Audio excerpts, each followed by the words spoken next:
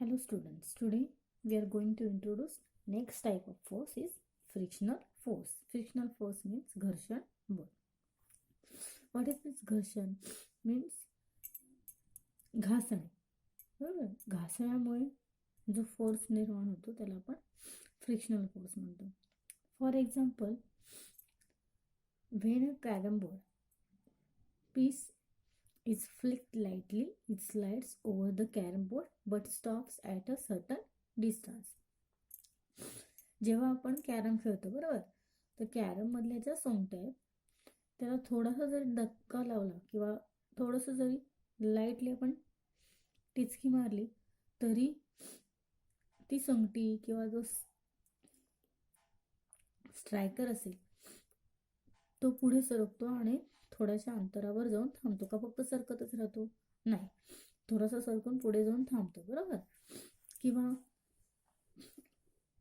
एखादा a ball rolling over a flat ground stop at a certain distance. Flat ग्राउंडवर आपण खेळत असतो तेव्हा जेव्हा बॉल किक करतो तेव्हा सुद्धा बॉल काही अंतरावर जाऊन थांबतो. बरोबर. मग असं का होतं की जी सोंगटी आहे किंवा बॉल आहे ती जेव्हा आपण त्याला फोर्स लावतो तेव्हा सतत ते मुवमेंटमध्ये का नाही राहत, ते काही अंतरावर जाऊन का थांबतात? कारण जेव्हा आपण त्यांना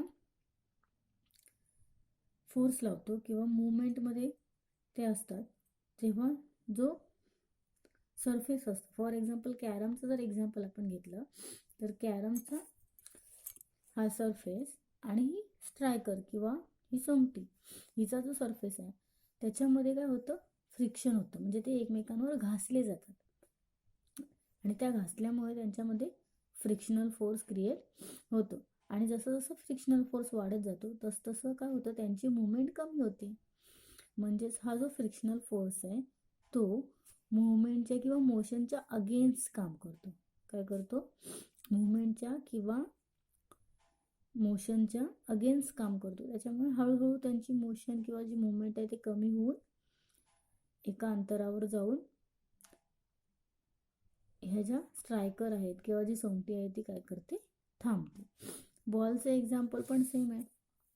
जेव्हा आपण बॉलला किक करतो तेव्हा जोपर्यंत आपला फोर्स जास्त आहे, आपण लावलेला फोर्स आहे, तोपर्यंत बॉल काय करतो, पुढे सरकतो. पण पुढे सरकताना ग्राउंडचा सरफेस आणि बॉलचा सरफेस याच्यामध्ये जे फ्रिक्शन होतं त्या फ्रिक्शनमुळे हळूहळू फ्रिक्शनल फोर्स काय करतो, वाढतो. आणि जसा जसा फ्रिक्शनल फोर्स वाढतो तसं तसं त्या बॉलची मुवमेंट काय होते, कमी कमी होत जाते. आणि काही वेळाने बॉल काय करतो, जाऊन एका जागी थांबतो. Okay. When a brake is applied while riding a bicycle. जेव्हा आपण बायसिकल चालवत असतो तर जेव्हा आपण ब्रेक लावतो तेव्हा थोड्या वेळाने काय होते, जी बायसिकल असते ती थोड्या वेळाने थांबते. बरोबर.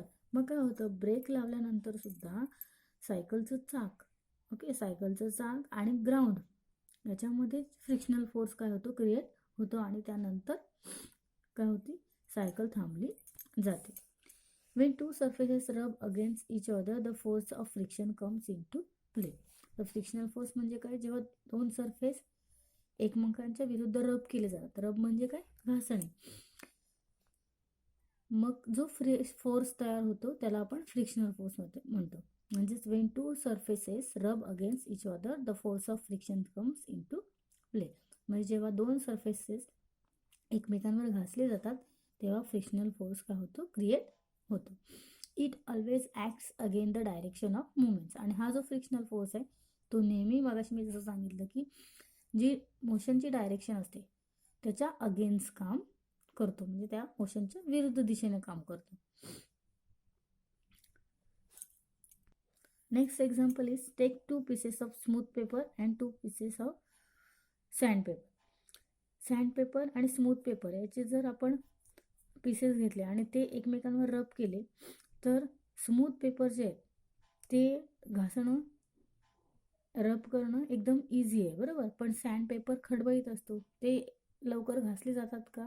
नाही, ते घासताना वेळ लागतो, बरोबर. म्हणजेच स्मूथनेस असेल तर आपण तिथे घर्षण बळ काय असतं किंवा जे फ्रिक्शनल फोर्स आहे तो कमी असतो. पण जर सँडपेपर सारखा पेपर असेल जो खडबडीत असेल जिथं स्मूथनेस नसतो, ओके, किंवा जे रफ पेपर असतात त्याच्यामध्ये फ्रिक्शनल फोर्स जास्त असतो. Smooth surfaces can be easily rubbed against each other because the force of friction between them is less. Smooth surfaces जे आहेत ते इझिली आपण रब करू शकतो कारण त्यांच्यातला फ्रिक्शन फोर्स काय असतो, कमी असतो.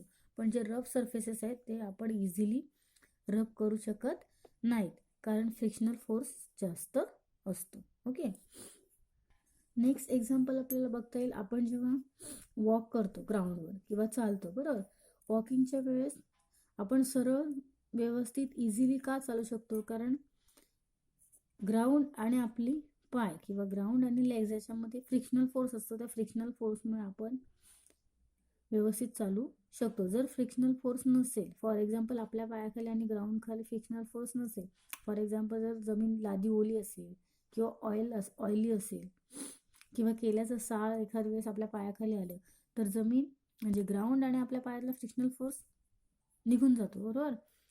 मग अशा वेळी काय होतं, आपण घसरून पडण्याची शक्यता असते. म्हणजे फ्रिक्शनल फोर्स योग्य प्रमाणात असेल तर आपण व्यवस्थित ग्राउंडवर काय करू शकतो, चालू शकतो. किंवा जेव्हा एखाद्या वेळेस चिखलामध्ये गाडी अडकते, गाडीचं चाक काढायला जातं तेव्हा फ्रिक्शनल फोर्स जनरेट केला जातो. कशामध्ये, व्हील्स आणि एखादी लाकडी फळी टाकून. बहुतेक वेळा आपण बघितलेलं आहे की लाकडी फळी टाकली जाते.